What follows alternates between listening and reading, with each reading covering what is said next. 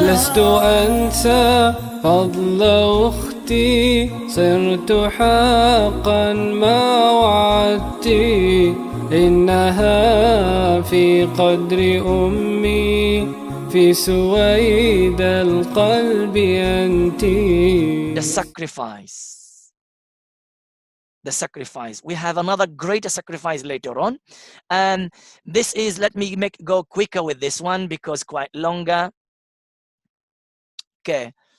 Aisha radiallahu anha, again, when her father about to die, he gave her an advice, and this is shows the level of Aisha, the closeness of Aisha with her father. And it's to do, my dear brother and sisters, to do with your actions. I will be talking about this tomorrow, which is the father, but let me give you a little bit of hint now. It is not to do with my father's is favoring A and B. It's to do with you, how much you do to please your dad. A dad is there and he's looking how much you do. The more you do, you come closer. That's how you get to get my heart. You want to get my heart? Work for it. Come, make all your effort to get my heart. Anyway, we'll talk about this tomorrow, inshallah. Now, Abu Bakr as-Siddiq, during his life, he gave a land, and in that land has got palm trees. In the palm trees, expecting to have dates every year, he gave her an amount of dates. He said, these dates are for you. However, if this is a hadiyah, a gift, the gift will be belongs Islamically belongs to the person who received it, if he received it, if it was under his hand. If it was not in the hand of the person, then would not be a gift, will remain as it is. Now Abu Bakr as-Siddiq, he said to her, he gave her that, but Aisha radiallahu anha did not receive that. Abu Bakr as-Siddiq, at the time of death, he came to Aisha, or Aisha came to him. He said to her, oh my daughter, you have 2 brothers and you have 2 sisters. What I gave you before, share it with your siblings. Meaning here, it is not belongs to you anymore. It is inheritance, because Aisha did not receive that with her hand. Aisha replied, she said, listen to this. Look to the love towards the family members, brothers and sisters. Look to the love. Look. Ya abati, my beloved brother, father. Ya abati, wallahi, by Allah, law kana kada wa kada, if it was what you gave me, such and such, means a lot of wealth that you gave me, I would leave it for my siblings. I'm not interested. I will leave it for them. I will not even take inheritance from that. I will leave it for them. Nowadays, as soon as the father dies, as soon as the mother dies, I can't tell you how much problems that we're dealing with in cases that we have them in the inheritance. Now we'll have with the coronavirus as well. You'll hear cases, very, very sad. Very, very sad. If something makes you cry, straight away is problems between a brother and brother, brother and sister, sister and sister, sisters and brothers. This is a common in our community. Aisha radiallahu anha, she's leaving all of that for her siblings. I'm not interested. If it's going to make them happy, I will give it to them, all of it. I will not lose my brother. I will not lose my sister. For how much? For 1,000? For a house? For a half? You know that house that you make a fight with your brother, my dear brother, you make a fight with your sister about it, and you lose the relationship with your sister about it, and you live comfortably, nicely with your wife and your children in it, and your sister is another world, and you cut the relation with, you know that one, it will be a tira, and it will be a hasra upon you yawm al-qiyamah. You made dunya more beloved to you than your sister, your own blood. What about, you need to wake up. You need to remember, she is there, she is your sister. Nothing in this dunya will be equal to the relation of my relation with my sisters and my brothers, regardless what was in there, we will come to a solution, we will come into an answer, but I will not break relation with my sisters, with my siblings, because of the money, because of the inheritance, because of the gifts that my dad used to give in dunya, gives to my brother. He didn't give, he never give me, he never counts me, he never this, he never that. No, don't look into that. Okay, let me go into the following reflection. uh, it is my sister, my second mother. As I said to you earlier, if I have a sister who's older than me, my sister will be a mother for me. If I have a sister, whether if I am a male or female, if I have a sister who's younger than me, then that is like my daughter. That's how you should show the love towards both sides. I'm going to share with you the story of Ibn Kathir and Abdul Wahhab. I did talk about Ibn Kathir in some other occasion. I think the story of before Ramadan, we had a lecture and we talked about Ibn Kathir. And there we talked about, very briefly, we talked about Ibn Kathir. So Ibn Kathir, he mentioned I'll leave because it's long Arabic, I'll leave, go to English straight away. He mentioned his sister in one of his books when he talked about scholars and biographies of people who lived in that century. He mentioned, he said, Sittur Rakib. Sittur Rakib. He described her, that's her name. A sit, it means the lady. Lady Sittur Rakib. She was born in the way to Mecca. In Mecca area, when her parents going for Umrah or Hajj, she was born there and she was called Sittur Rakib. Unfortunately, when she was 7 years old, and sorry, I said Ibn Kathir, Ibn Hajar. I said Ibn Kathir, Ibn Hajar. Her parents died when she was 7 years old, and her brother Ibn Hajar, Ahmad, he was 3 years old when the parents died. So she was about 4 or 5 years older than him. However, look how he described her. She was a companion to me, and kind and generous. A person describes his sister like that, his older sister. May Allah reward her. This is as a biography when he talked about her, for what she did for me. He's admitting how much that his sister did for him. Indeed, indeed, I benefited dunya and akhirah. In this dunya and the hereafter, I benefited from her and her qualities. She had so great qualities. Her akhlaq, he learned from her akhlaq. Even though she was young, she was young. You know, when she died, she was 28 years old, already had 2 children. Ibn Hajar, I keep saying Ibn Kathir because I like Ibn Kathir. We'll talk about Ibn Kathir because God's story as well. Ibn Hajar, he was young, and she was young. She was 28, so he was about 23. He was so young. 23 nowadays. Where are the boys nowadays? 23. They're going to talk about their sisters in the way how Ibn Hajar talked about them. They will be are in their world if they are married, and most of them are not married, and they don't get to care about their sisters. Look what he said about her. She died in that time, and then she said, she was my mother after my mother. She was my mother after my real mother for him. I was deeply affected by losing her. He was before that deeply affected with her daughter. Her daughter died before her, and he made all the arrangement for her, and then his sister. So really, remember, your sister, your second mother, if she was older than you. Therefore, you need to consider, you need to put in front of you an image of a mother when she advises you, when she gives you the order, when she is directing you, when she is guiding you. All of that is a mother. She cares about you, and therefore you need to respect her. You need to glorify her.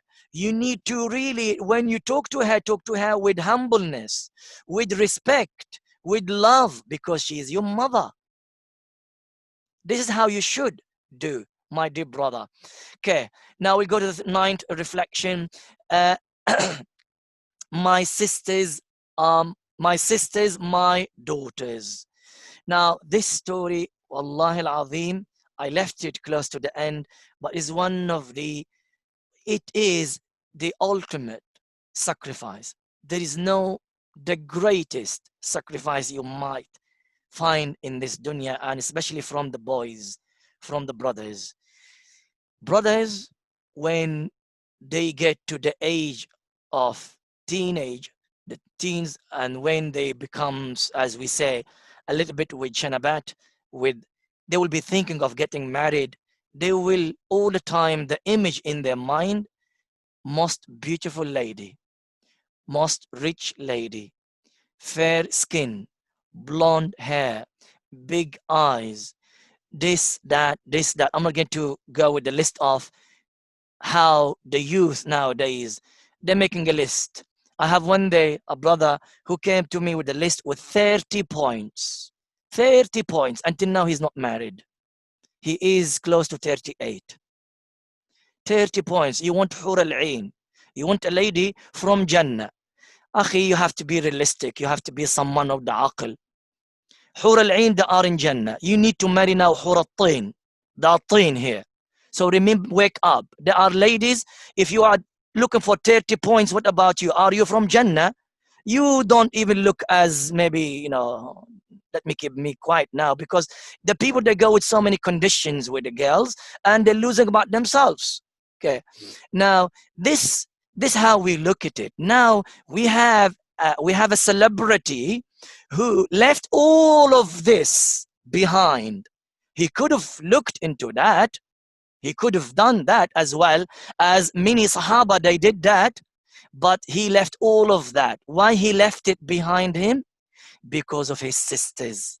His father died and he left for him nine, like my sisters. In another narration says 7. But I took the narration of 9. 2 narrations, both of them are authentic. Both of them are in Bukhari. I took the 9 because same as my sisters. My father passed away as well. So his dad passed away. His dad, he died. He was martyred in Uhud. He died on Uhud radiyallahu anhu. Jabir ibn Abdullah ibn Amr ibn Haram al-Ansari, one of the closest companion to the Prophet sallallahu alaihi wasallam. Rasulullah used to love him so much. He gave him so many ahadith. One of the favorite, if I may say this word, to Rasulullah. He loved him so much. He accepted Islam young. He was one of the little kids who attended Bayat al-Aqaba. Because of that, Rasulullah is valued as a little kid. He was not allowed to attend Badr. He was not allowed to attend Uhud. Because of his father said to him, no. If I die, at least you are there for your sister. Although he's young. He's young at the time. Rasulullah rejected his offer because he said young. Rasulullah, as you know, he will not accept someone below the age of 15 in ghazwat, in the ghazawat, in the battles. Unfortunately, this celebrity, his father died. He left him with a big responsibility. He could have left his sisters, as many people nowadays, well, alhamdulillah, they're living. It doesn't mean that I look after my sisters, I'm not going to get married. I will get married. So what you will do, you will look for, as we're saying, Hur al-Ain. He got married. And one day, Rasulullah met him. And he said to him, what happened to Ya Jabir? He said to him, I got married. And he said to him, what did you get married to? He said, Bikr or Thayyib. Means, is someone already married before, or a Bikr hasn't been married before? He said, oh Rasulullah, I got married to a Thayyib. So he said to him, oh Rasulullah, I have 9 sisters. I have 9 pearls. I have 9 treasures. I have 9 hearts. I have 9 mountains that I love them. They are there, here, inside my heart. I have something there. I have to care. I have to love. I have to show that to them. So this is how he considered his sisters. I have 9 sisters I disliked. I don't want. I dislike to marry a young lady that was similar to them, similar age to them. If if my sister will make a mistake, she will have a fight with my wife. If my wife makes a mistake, my other sister will make a fight with her. I don't want this. I don't want this. He left you the list that you're looking for, my dear brother. You know, remember, for those who are not married, look to the list that you have in front of you, that on your mind. And those who are already married, I know that before you got married, you have a long list. Look what he did. He left all of that. So I decided to marry a mature lady, an older, someone who is already married before, and who would help me, because with the experience, who would help me take care of my peers, my hearts, because he's a man. He might not be able to do all the duties. He needs the support from someone else. And this is Jabir radiallahu anhu, ultimate sacrifice in here. Really, who's going to do that? Say, do you want me to marry someone? Spend all my life with someone that like that, and because of this, they're going to get married. These, and sister, they're going to get married and enjoy their lives with their beloved husbands, and I'm stuck with this. That's how some people, they think about it. But he did not look at it in that way. He cared about his sisters. Last reflection. I hope that the last reflection will be the best reflection for you. And it is, I consider it beautiful, and that's why I left it the last one. 4-in-1. You buy in the shops 2-in-1. You buy 3-in-1. But I'm giving you, my dear brothers, my dear sister, I'm giving you 4. I don't think you will find it. Even in Amazon, you get to find that. 4-in-1. Your sister is sister. Your sister is a mother. Your sister is teacher. Your sister is mentor. Now, I'm going to share with you a story, but the story is so long. When you read it, it was narrated by Muhammad, by Al-Qasim ibn Muhammad ibn Abi Bakr as-Siddiq. Muhammad, the son of Abu Bakr as-Siddiq, he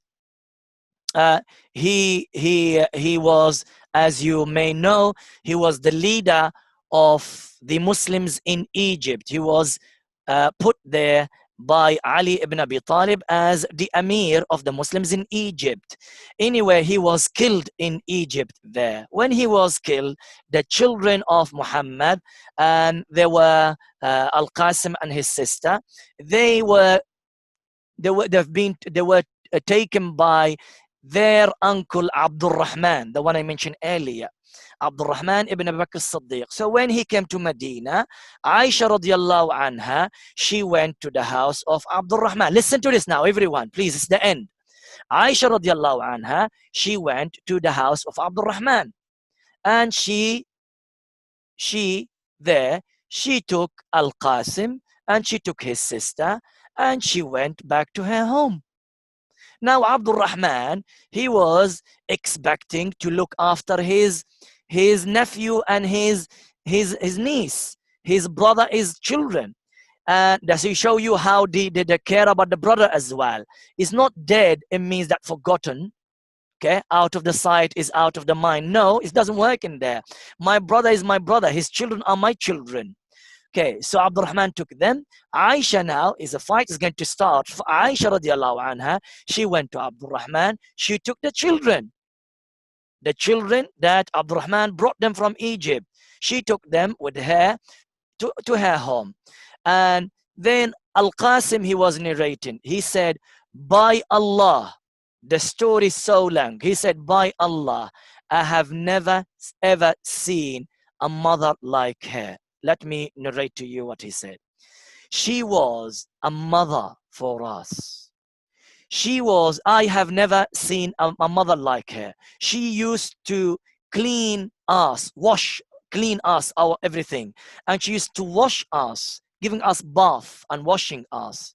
She used to teach them from the Quran and from the Ahadith of the Prophet ﷺ. I summarized the story, by the way. Yeah. So this is a summary of the story, which is a one full page, A4 page. Okay. And he said, and play with us. She used to play with them. She used to discipline us whenever we do something wrong. She used to prepare us for go for Salat al-Eid. So many details. If I will use it at the end of this lecture, will be about 5 pages of the slides that you see them in here. So the sister here, Muhammad, who is already died, he left. He found, after his death, he found a sister there called Aisha, and that sister, she was for his children a sister for them, mother, teacher, and mentor. Everything, 4 in 1. And this is what you should do, my dear brother. Who's going to do that? It is you and me. How are we going to do that? We're going to fix our relation with our sisters. We're going to, if there is any issue there, we're going to fix it. Now, it's Ramadan. Now, we are inspired. We are, as we say, hot. We are excited. We will do it now. She is a very soft heart. She is a bridge builder, as we said earlier. If you open just the door, you'll find her there to open the door for you to bring the relation back. And she will love you more than she used to love before, and she will care about you more than she used to care before. Who's going to do that? You're going to start, my dear brother, my dear sister. The siblings, we need to start, and we need to consider all what we said earlier towards our sisters there, if you have a sister. Now, let me come into the conclusion. The conclusion, my dear brothers, is a story. It happened some times ago between Al-Hajjaj ibn Yusuf. You will like this story. Between Al-Hajjaj ibn Yusuf and a lady. One day, let me go into the English straight away. One day, a lady came to see Al-Hajjaj ibn Yusuf. You know, Al-Hajjaj ibn Yusuf was the leader of Abdul Malik ibn Marwan during his time. She came to Al-Hajjaj ibn Yusuf, begging him to release, begging him to release her family from prison. Her family are in the prison. So, or were in the prison. And who are the family? Now listen to this, my dear brothers and sisters. Her husband, her son, her brother. Husband, son, and brother were all captured by Al-Hajjaj's army, and they thrown them in the prison. So he said to her, Al-Hajjaj ibn Yusuf, he said to her, choose one person only. I can release only one for you to look after you. That's the reason, because you're going to have one there for you to look after you. Choose one of these 3 to be released. One person. You don't have 3 choices, one choice. She answered, now I'm sure that you can guess who was that person. She said, a husband, listen to this, my dear sisters and brothers. A husband, I can marry another. A son, I can give birth to another. I choose my brother, as I will not find another. Due to this answer, the Amir al-Hajjaj, Al-Hajjaj ibn Yusuf, due to her answer, he released all of them. All of them. Look how the thinking, look how sister, can you see the heart of the sister? Now imagine if it was you, my dear brother. If it was you in this situation, you're going to think of your wife, a weak lady.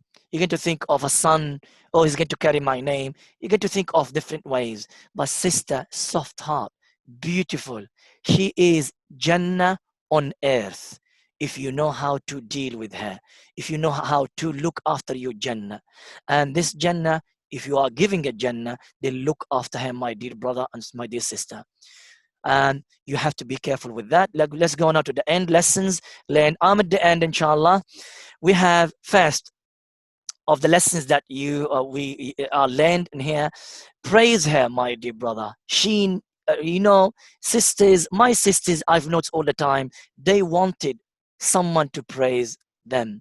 Whether if she cook, something, if she put her hair in one style, if she was wearing a t-shirt or a dress up or something, oh wow, you look so pretty, oh wow, you look this, you look that, you need to praise her, you need to say something good.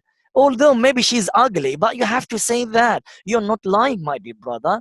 You need to give that confidence to her. You need to share that there with you. It's you need it. She's your sister. She cooks something. Yes, say yes. Good, mashallah. Today iftari was fantastic. Oh, look who did it. My sister. Fantastic iftari today. So you need to do that. Praise her whenever she does something. Okay. Second point I have here. Say thank you. Say it. Say it with the word. You speak Urdu, shukriye. If you speak Turkish, tashakkur dirham. You speak Arabic, say shukran laki ukhti, ashkuruki ukhti. Say something, whatever the language that you speak at Farsi. Sorry for those Farsi brothers and Pashtus, and I don't know the other languages, I know just two. I really appreciate it. You mentioned that. I can't tell you how much, when I see my sisters, when I do that with them, you know, their cheeks, they go red. And if there is a balloon, you find them, if Allah allows them, you will find them going high and high and high on top of the moon. They feel as, oh, I did something great. When you say just thank you to her, you know, one of the things that you just tell her to come and sit next to you. That is something our brothers and sisters don't do. I've noticed, you know, when you tell her, come, Aisha, come, Khadija, whoever in there, come sit next to me. And if you put your arm around her, this shows the friendship. This shows, you know, how much relation you have it. I'm talking about all that, yeah? So this shows really the love that you have in your heart towards her. She will really, really appreciate that. You will make her day. You will make her not day. You'll make her week and month and life and years, all her life. You will make it up for her. Okay. Show her the affection, as we said, and the care. This is when if she's sick, if she's not showing, if she's not calling, call her. If she's not texting, text her.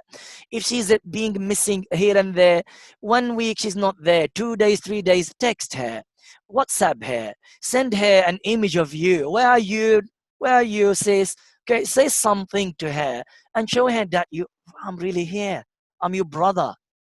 You know, this relation, as you do it with your wife, you know that some hidden things that you do it with your wife when you go away, showing your picture, some selfies here and there. She's your sister as well. She's your sister. Really, it's not, yeah, there is a little bit of relation different, but she's your sister. She's your blood in there. Make time to talk to her. Make time to talk to her. And whenever she's, as I said earlier, she's missing, make time, quality time, not just a message, my dear brother, my dear sister. Just we say just to show my sister, don't blame me, I contacted with you. Yeah, I'm showing to Allah, I'm keeping ties. How are you? That's the message.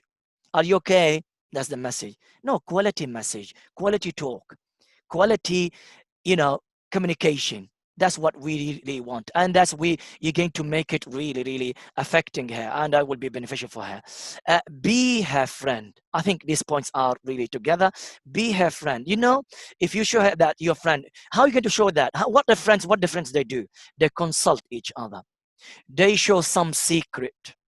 Sometimes maybe you don't want to show all the secrets, but give her something. Show her that, sisters, I found out, are the best secret keepers. I do that with my sisters. They're the best people to keep your secret. Just sometimes, time to time, give her something to feel that you are really close, you're a friend. give her some of your private information, give her, consult her with something, and that's how you're going to show that you're a friend with her. Help her in her problems. As we said earlier, she might her face comes to visit her parents with not really a good face, maybe a pale face, maybe down. You talk to her. We're human, we have problems, and talk to her about her problems, trying to help her with that. Don't force your views. You try to suggest, you try to give advices. Don't force. If you force, you're going to break her heart. Okay, finally, I mentioned this last week as well. Apologize when you make a mistake towards her. Apologizing really a very important, very good quality to have, to apologize with every single person in this life. And one of these people that's in this life are your sisters. Your sister is a person deserve your apology when you make a mistake. Don't say it's a sister, fine, she knows that I made a mistake. Khalas, it's fine. She will go with it. It was fine, no problem. She will forget it after 2 days, 3 days. No. She will not get to forget that. She will remember that. You need to apologize. And now, time for you to apologize. It's the last point. You're going to come off from this circle, this class, inshallah. If you have something, apologize to your sister. Do it. Okay. This is the end of my lesson lessons learned. Now, my dear brothers and sisters, I'm not going to give you a target, because you might think it is something. Anyway, I'm not here asking you to share what you did with your family. What can you take? Remember this. What can you, everyone here, take away to implement? I'm sure there are a lot you heard today, and you can take them and implement them. Start now and make action now. May Allah subhanahu wa ta'ala give you that ability. May Allah subhanahu wa ta'ala give you tawfiq. May Allah bless you, my dear brother and my dear sisters, to do that. If you have a question, please send it through the chat. We will answer that. I think we went over the time, so I'm going to stop here, inshallah ta'ala.